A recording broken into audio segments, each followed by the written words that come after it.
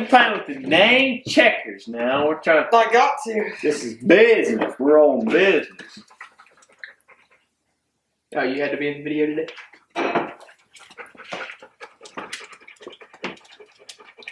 What's up, y'all? This is episode 3 of the Redneck Outdoor Channel Hunting Podcast.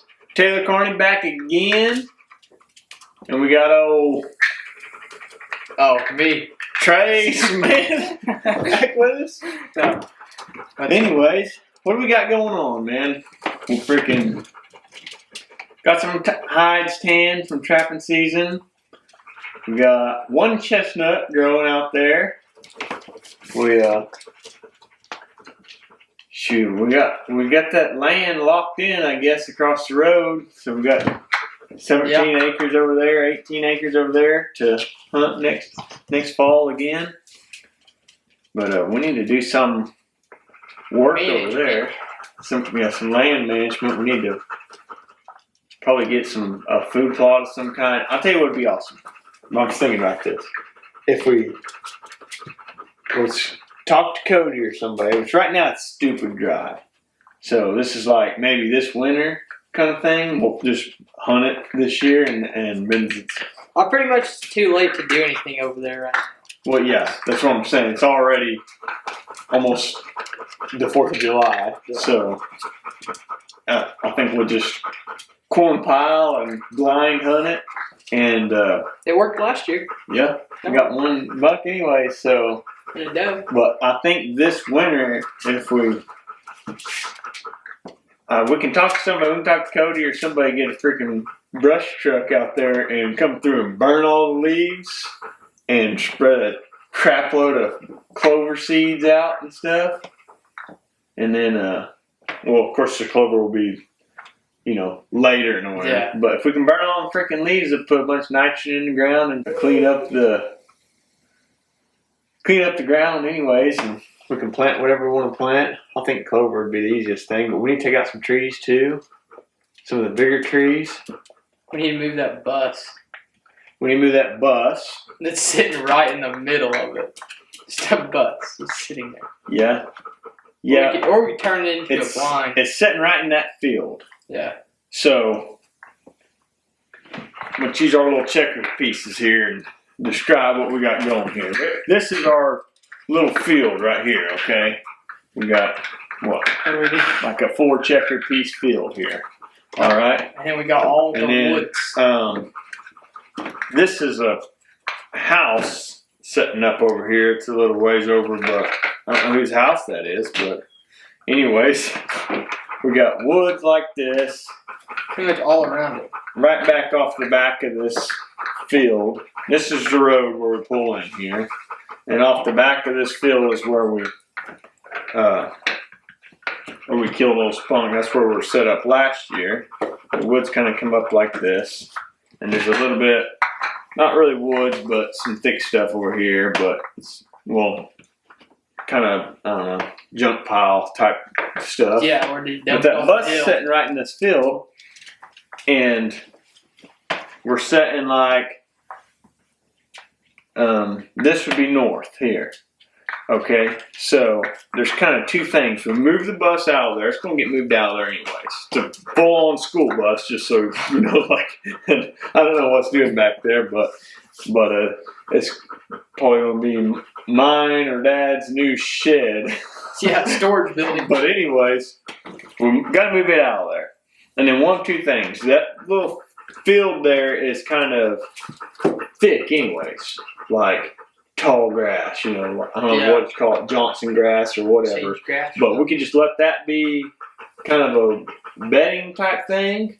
And when we take out some of these bigger junk trees through here and come through and plant some clover, maybe like a straight lane of clover in this timber, and set our blind up here, because right up here is the old home place. So we can park here and come straight in. That road. North or south wind then. There's that road that goes in all the way back to like way back here. Right, well, that's what I'm thinking on planting clover down that road. It kind of follows this little path right here. Yeah. And if we can plant clover all down there, or anything, whatever, but I don't think we're gonna get much to grow up because of how freaking rocky it is. Yeah. So that's why I'm thinking clovers, because it's some rocky ground. But then if we could park up here, can walk back to blind right in here before you ever get to the, like, cross past that field if stuff starts bedding in that field. Otherwise, here's what I'm thinking. Around that freaking edge down there, we drop some stuff and make it grow up thick, some bedding, hinge cuts and what have you. And we take out this field, so to speak, and make a food plot there. But then the only problem with that is entry and exit, getting to it. So it'd be easy to get to it, walk to it in the evenings. But then how do you get back out of there if there's deer in it? So if you could put clover here, brassicas or something, some turnips growing up over here, and hunt it off a south wind, possibly, deer could come, would kick it. A big buck, he would come to the north side of the field before he goes in the field. If it's a south wind, because he's going to get downwind of it. Maybe he comes through and hits this clover before he goes over there, because that clover would be downwind. Yeah. Just the only thing about that is we'd have to sit on like this side. Because if we're doing that, it's pretty much like just because that house would be sitting like that house is on this side over here though. That's what I was meaning. But we would be sitting like right here, like, so this is straight north. Yeah. So if you had north wind, you're hoping deer's coming this way. There's really nothing over here. Yeah. If there's a housing addition that direction. So you're hoping deer come from this way to come on a south wind to come into your food plot. That'd be the only thing. But I don't know, we got time. We need to look it over a little better too. We haven't really studied. There's already it a little much. watering hole type deal in it too. Yeah, I just don't know if it holds water. I haven't seen water in It's it just yet. a big hole. Yeah, it's like a little dry pond, but I don't know. I don't know either. We gotta look it over and think some more on it. But we got this growing up on this side real well. Yeah. The doe hangs out right there by my front porch yard. pretty much all the time. But trees are coming up good over here. Got some sawtooth oaks planted that are going to be producing here in a couple of years. One of my chestnuts I planted has got one chestnut on it. So it's going to go We need to get next couple of years. all our cameras, put them out somewhere.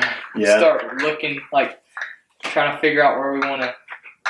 Yeah. With any hope, one of us, which would probably be you, because I killed one over there last year.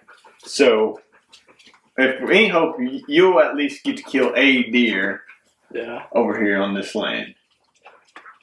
Other than that, we're Public land. public in it. We're which it's not like we don't have deer like locked in. It's kind of find them, woodsmanship mostly, but we do have several bucks that we got pictures of last year. Kind of know Sheds. roundabout area. We got some good sheds. We got some real good sheds. We didn't get. We got one fresh match set this year. I got that one shed that was fresh. It would be a sure enough nice one this year, but I never found the other side to it. Well, and this buck, this is that big 6 that we had on camera. He's a 3-year-old 6-point. Yeah. Which I had loads of pictures of that dude. Daylight, all the time. Like I say, on the public, but I had loads of pictures of him. But then there was, that's a fresh one too, but I found that one on the wildlife management area. We can hunt it, of course, but it's a lot of land there, no telling where he's at. Never had pictures of him or nothing, found that one shed, but I think he might not those be are bad the this only year. Got one more. I don't know where it's at. But I found that big one. Let me find it real quick here. Way under here. Of course, I found that match set, but it's old. that one is right there? That one you're sitting? Which one? Never mind. Should be on that side over there. I don't know. Here it is. Yeah. That buck there, That's the only. he would be a good one this year, which, like I said, never had any camera or nothing. So I don't really know where he's running, but he's got good brows and good tube. He's not real heavy. He just kind of looks like an Oklahoma buck. But that buck would be a real good one this year. And that big 6, I would shoot him this year too, because I'm fairly certain he's a 3-year-old. Just so not. It's a crap genetic 3-year-old, but. He might have a little. But I got loads of pictures of that deer. Loads of pictures. Of course, Dad found that shit. He might put a G3 on it. He's got a little bump there. He might have one this year. But, yeah. Yeah, but I don't know. There's no telling really. I know we'll get on deer, you know. We always figure it out somehow. We got plenty of cameras to run, too. So. And then that one match set we found right next to the. Yeah, you found that match set. That would be. He'd be a dandy, too. Yeah. He was in the 20s, was he? Pushing 130. Yeah, I think he was right out like Pope and Young, like 125. Yeah. So. Because his G4. Wait, no. G3. Yeah, G4. I don't know, G3 or G4 broke on one side. Find a picture of it. But I thought we had a broken G2. he might have. Oh yeah, it was a G2 because his tallest time was broke. Like right off at the base too, huh? It only had like 2 or 3 inches. But as far as right across the road there, we had Tall Boy on camera. There it is. We had him daylighting. We had him quite a bit. Yeah. Yeah, The broken G2. And he like didn't have a G4 on that yeah, side. so he would have been 130 probably, huh? Yeah. If he wasn't broken. So this year he might be a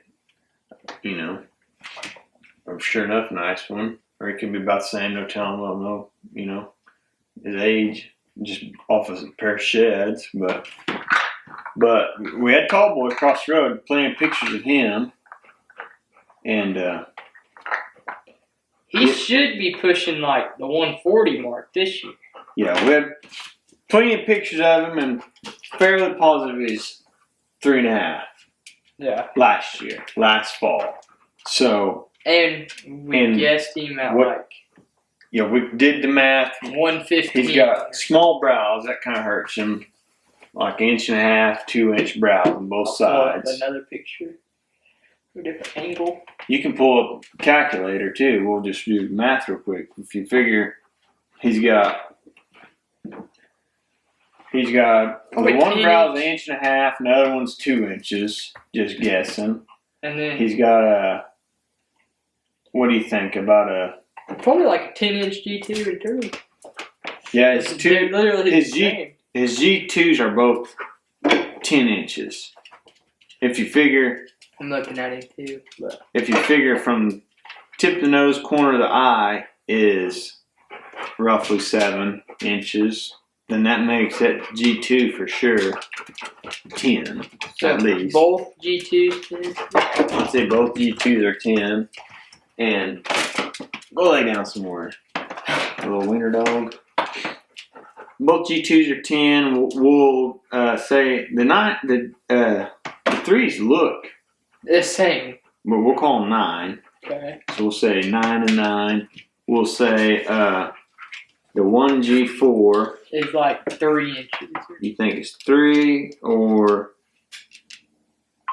I wouldn't be surprised if it's 4. We'll say 3.5. But we'll call it, okay. We'll say 3.5. It's probably pretty accurate. He doesn't have much beams. That's what hurts him. His main beams are less than stellar. I would say, let's try to undershoot. Let's say he's got 17-inch beams. Both of them. They both kind of die off. And then let's say mass. If he's got, that's the only thing I can't guess. Like I can't. We'll say he don't have much mass. So we'll say he's got 11 inches on each side, which would be, that's guessing low too. That's like 3, 3, 3, 2 on the match measurements would be 11. So that's 22 inches of mass plus. The inside. I'm guessing he's probably 14, probably. 14. He's probably 14. He's not wide, but he's not. He's not super wide, and that's a lot of why his main beams are short. It's because he's not wide and they don't curve in. So we'll say 14 probably ish. And that's it as far as score. Yeah, so that puts him at 115 on the dot. 115. That's what we guess. Yeah. He's a roughly 115. That's on the dot too, huh? Yeah. Well, we didn't factor eights or none of that. So. No.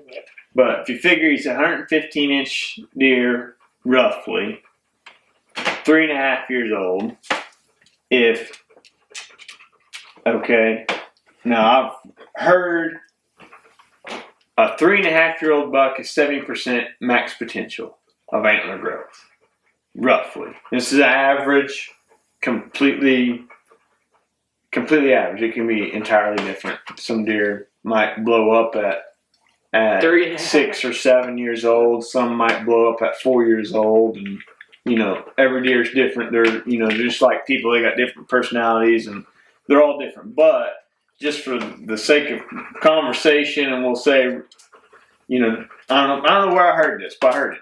That roughly, whether it's true or not, the average buck is at roughly 70% max antler growth potential at 3.5 years old. At 4.5 years old, they're roughly 90% max antler growth, and then 5.5, 97. Yeah. 6.5 is 100%. That's what I've heard. So if he's 3.5 and at 70% potential at 115. 3.5 at 70%. I don't know why I typed 3.5 in the calculator. So if you figure 115 times 0.7, is that right? No, divided by, no? I don't know. Yeah, divided by 0.7. 115 divided by 0.7 equals 164. So that means that 164 times 0.7 is roughly 115. So if he's at 70% max potential and he's 3.5 years old, then that means his max potential, if everything went perfect, he had the perfect genetics, he made it to 6.5 years old, then he'd be a 164-inch deer.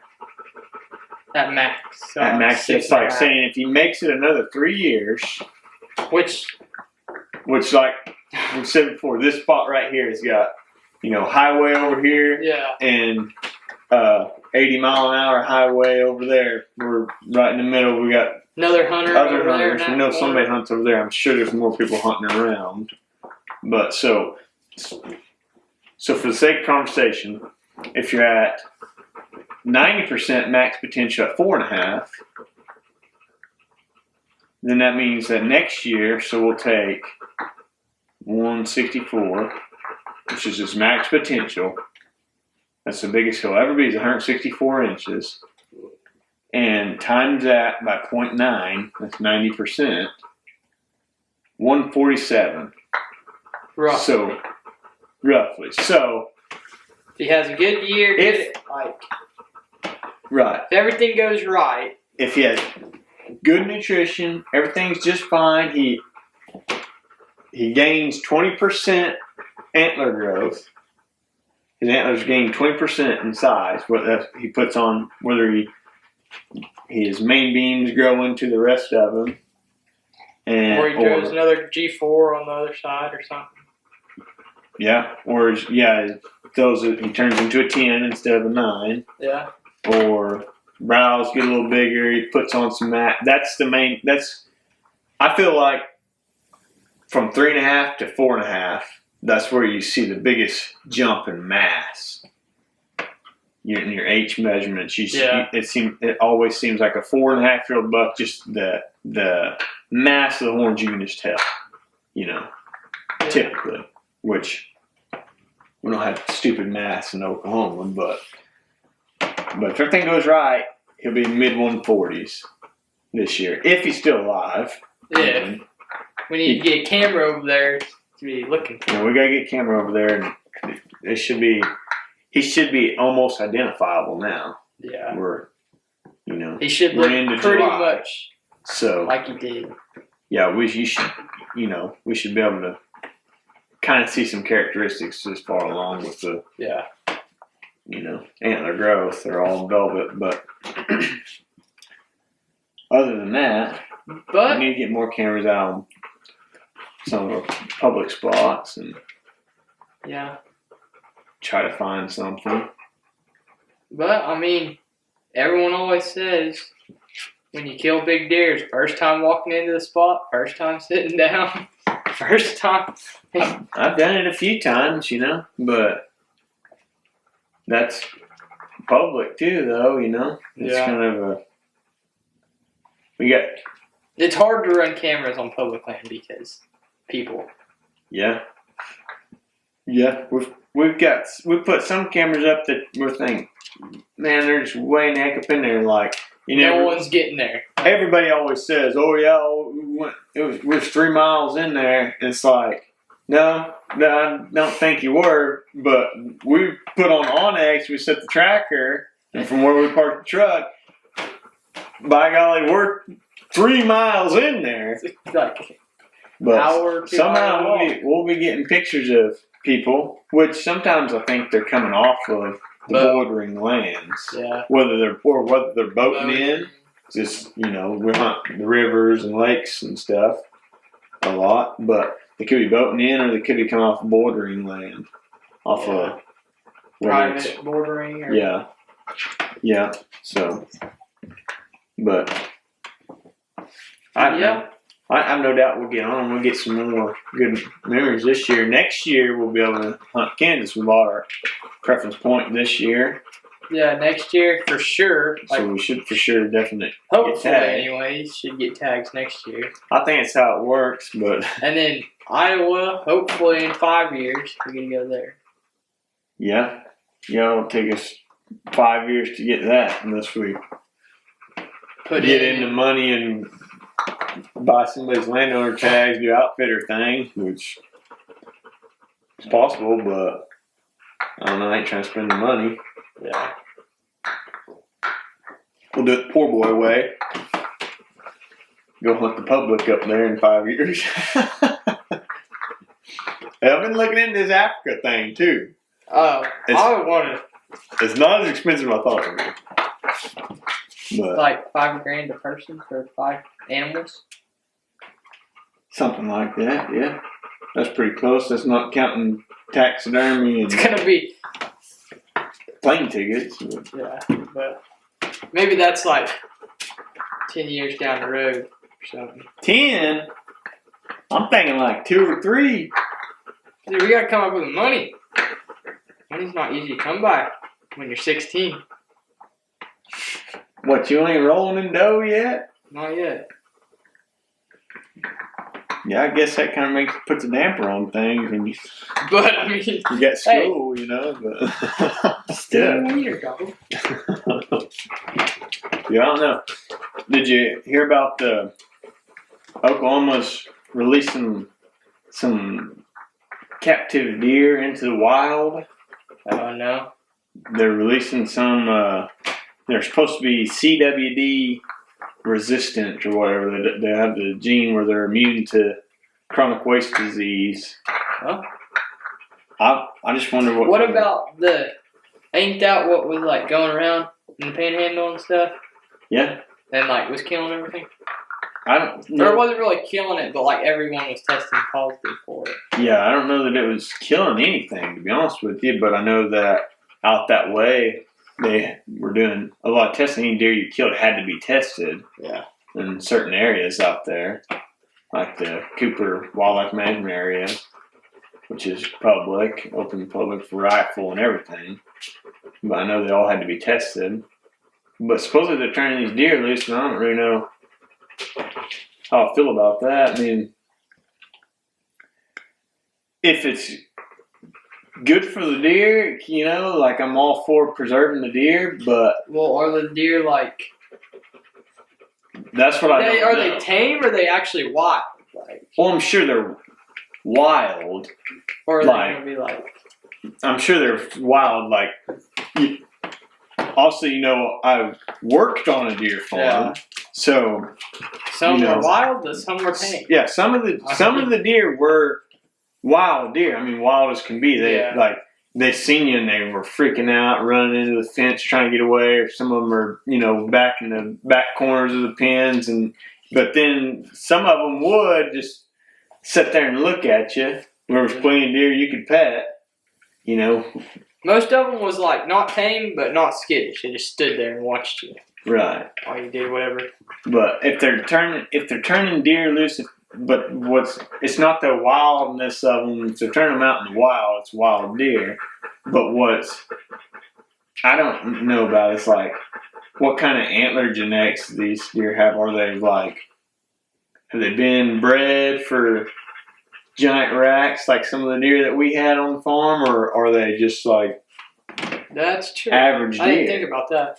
Like, because does carry Are people out there going to be shooting these deer offspring and not be allowed to put them in the record book? Right, because they're Genetically yeah modified deer. because they've been selectively bred for certain traits and stuff that makes them larger. That would not be a good deal. No. But speaking of the deer farm, it's kind of like I don't know. I've always kind of been against the deer farm thing, the high fence, you know. Yeah. But it's pretty much like if it's not the deer so much, because I loved working there.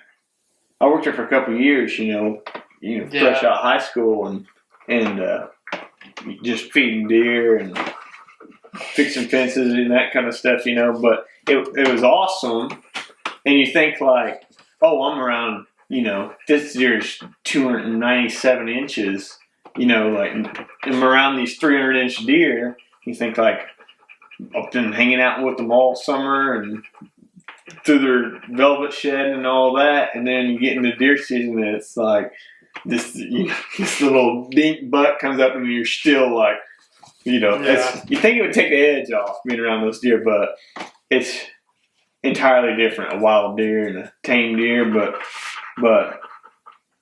it's not even the high fence thing that I don't like. It's like, if there's guys, and I know there's guys that are shooting these deer, and you were feeding them the day before.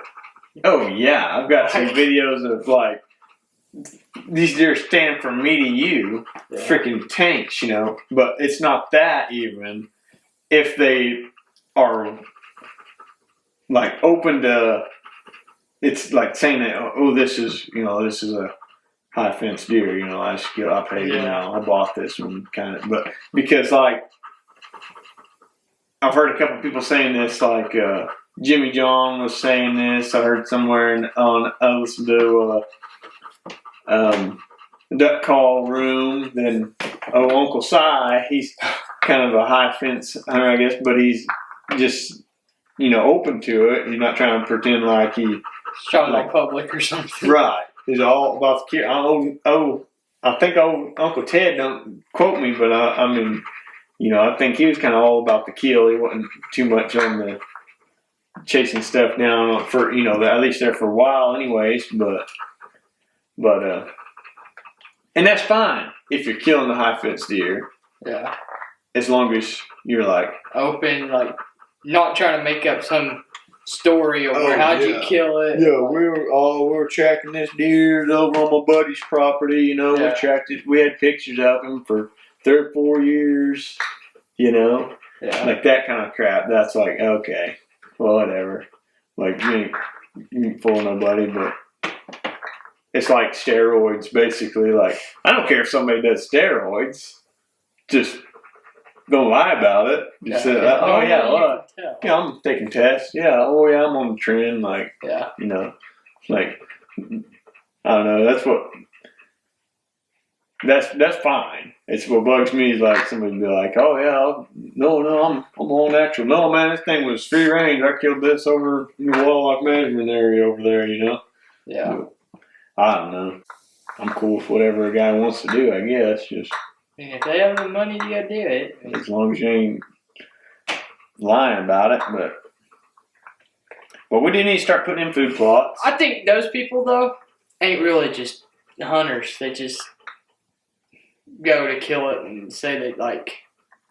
Yeah. They really don't have no desire normally to just like actually put in the work. They just want to. Yeah, like I said though, that's fine if you don't. Yeah. If you. Just say, oh no, I didn't. I shot this one over at this ranch over there. Like, but I don't know. But then you got people like us that's walking 5 miles in and 5 miles out, not coming out with anything. Dude, we do a lot of work. Though. You walk all the way in and you just come out with nothing. Yeah, well. But you figured out the land more. One thing is, I like taking you way up in there because.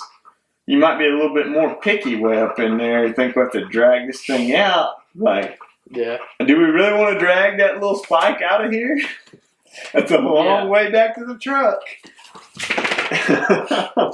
we're not in bad shape. We ain't in that good shape. Yeah. If we're going to drag it out, might as well be a big one. A tank. But I don't know. We got that 80 acres too. Oh, yeah. We need to put some sort of, like, something on it to go over there, prime rut or something, and just. Dad had a camera out there, and he had a couple good ones on there. Got a couple decent bucks, nothing crazy. Nothing I don't know. Got me too excited, but I know when we went out there and put that camera up, that one that I seen, we never got pictures of him.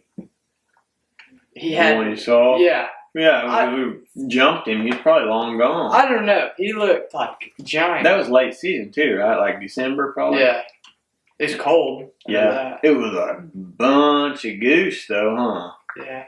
No, it was late November, wasn't it? It was it? I don't know.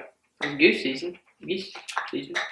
Yeah. Because people were shooting. There's like 500 flying over us. Yeah, more than that by far. And then you found that little shed. Oh yeah. It broke off. Yeah, but. Well, I don't know. It's like I had better deer on camera on the public. But I had just 2 10 points, 2 different ones. The one was freaking nice. Like he was a dang nice Oklahoma public land buck. He was 140s, probably almost as big as the one I killed out there last year. Last year, I had those ones on camera like October. Got like giant 10 point. You had one.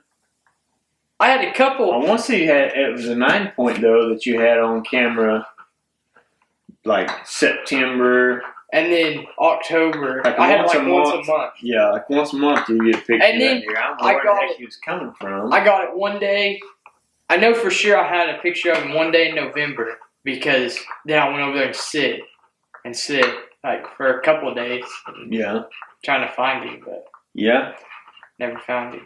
Yeah, I looked all over for them. Man, I must have walked 40 miles just in that general area looking for them 10-point sheds.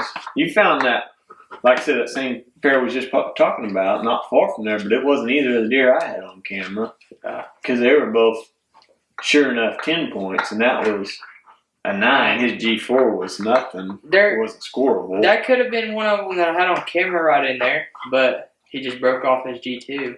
It could have been. It's just kind of hard to tell because his G2's gone. So. And you had that Spy Point Mini. Yeah, over there. They don't have the best pictures. It's like, you can tell it's a sure enough nice buck, but like, as far as characteristics, you're not getting much out of it. Unless they're like right on top of the camera. Right. Yeah. Which kind of, I mean, it's fine. I almost wish that we just didn't run cameras. So, to be honest, like, yeah. Sometimes it works, and sometimes it just like sucks because it like discourages you kind of. It's like you get a picture of a nice buck, and it makes you want to go sit over there. Like, oh man, I had that buck on camera. You know, you think I want to go sit over there. But then if you don't get a picture of nothing for, you know, a couple days, 2 or 3 days, you don't get a decent buck on camera, then you're like, and you put too much faith in that camera. Yeah. Instead of like, well, I'm gonna go over there and sit, which you don't typically. We're not ever going and just sitting by our camera, anyways. Yeah, we're sitting the camera's kind of there to. We're running a cell camera. It's just essentially what deer in the area to see if there's something there. We're gonna hunt. Yeah. You know, and if we get a picture of something like, okay, this buck he's around, especially if we get a picture, you know, early and late season, because right after rut, and then if I get pictures, then he's probably staying pretty close. Well, we like to put our cameras out now and get summer pictures and velvet pictures and stuff, and it's cool and all, but it does not mean that buck's going to be there during the season at all. And then it's October 1st here, it starts, but September to early October, you're getting pictures of deer, he's there. You know. And then the first weekend of November rolls around and he's going. Yeah, that's true. Yeah. Whether it's rut or getting pushed out by hunters, you know, which is probably very prevalent most of the time. I mean, we see a bunch of other hunters rifle season. So the worst thing about Oklahoma public land, Oklahoma in general, the worst regulation we have in my mind is rifle season right there in November. Like, I think it should be late. I think it should be December. I was figuring it was the out-of-state hunters that can buy tags. Well, I mean, that doesn't help how cheap it is to buy, you know, for out-of-state hunters to buy tags versus all the other hunters. But, I mean, they're doing stuff to help us somewhat, at least on the drawing hunts anyways. Like, making it more like... Supposedly, as of this year, as of July 1st, so next year when we're putting in for the drawing hunts for Oklahoma, only 10% of non-residents will be able to get a tag for the federal lands. Well, that's good. Supposedly. Hopefully. Which should really increase our odds for like Wichita Mountains elk hunts and stuff like that. Which, you know, like how many points my dad and Jody and Sonny and all these old guys, Dad's got like 25 freaking elk points. And me and him together had 12 deer points.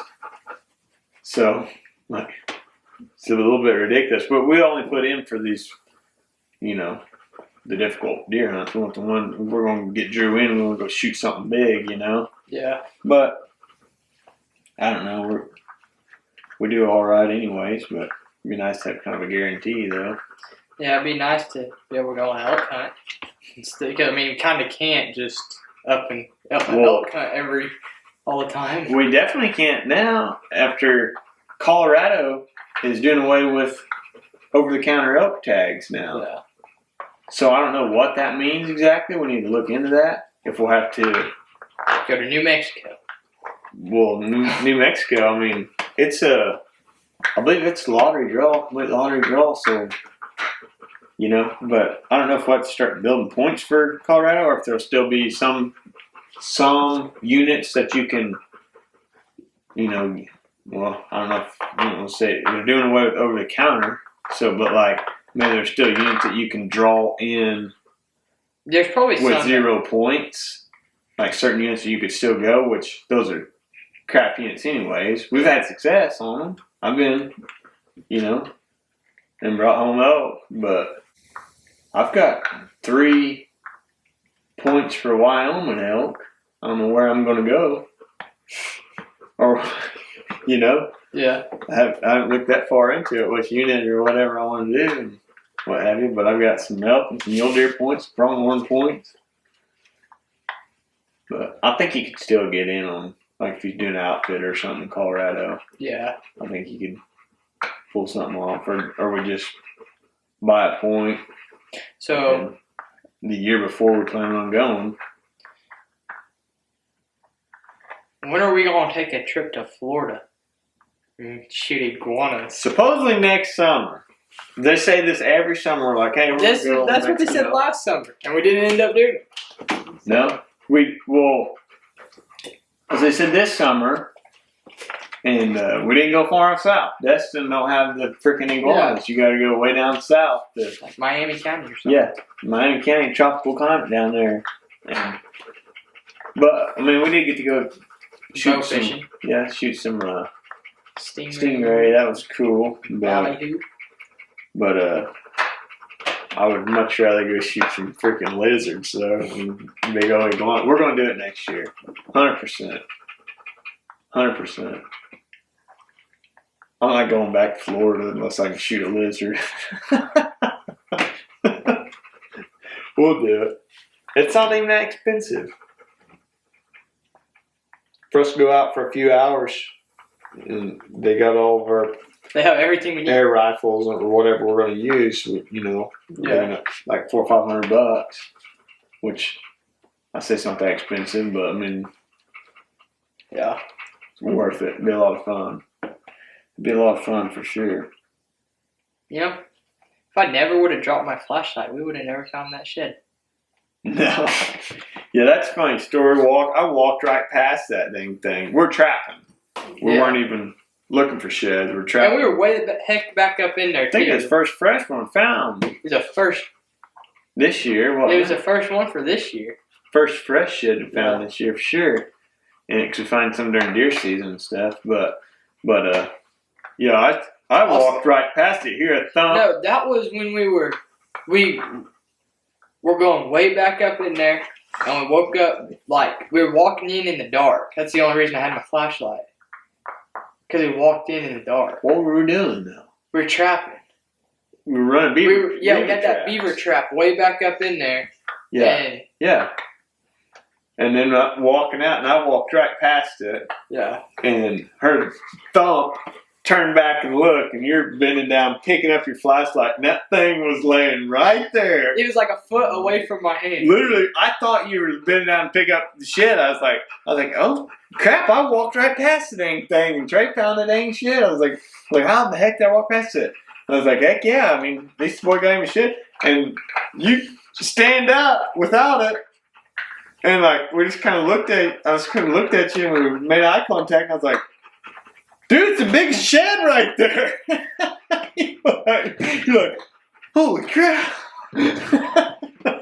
I was not paying attention. I was too worried about my flashlight. Couldn't lose that $2 flashlight. $2 flashlight. I can't believe it. I can't believe you didn't see that thing. But yeah.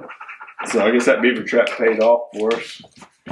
Well, we got a coon out of it. I don't recognize the deer. I never had him on camera. We looked forever for that other side, too. I put another mile over there and there, found the other side. I found a couple other dinks over there. I found both of these right there. Was it these two? Mm-hmm. Nope, that one comes from Spavinol. A different lights than this guy. Yeah, I found both of these two right around there by it, which I think that very well could be a match set. I don't know how you'd ever. Hard to tell when they're that's. Like, yeah, I don't know how you'd ever know buck. for sure. We weren't running cameras in that area, so like maybe you could identify it on camera, but they were only like 200 yards apart, little bitty dinks. If you can find them, that's like barely a 2-point side, both of them. If you can find those, then surely you think you'd find a honking thing like that. Yeah. You know, a full frame, 4-point side.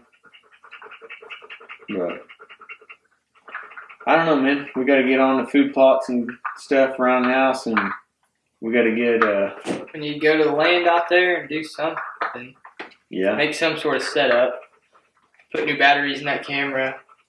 Throw out a couple 100 pounds of corn or something. Yeah, try to get on something, some kind of buck out there, and maybe Dad kill that. You know, we can get something out there for him to shoot at. Yeah, shoot at. Hey, he smoked that one last year. It wasn't much though, but no, but he did kill it.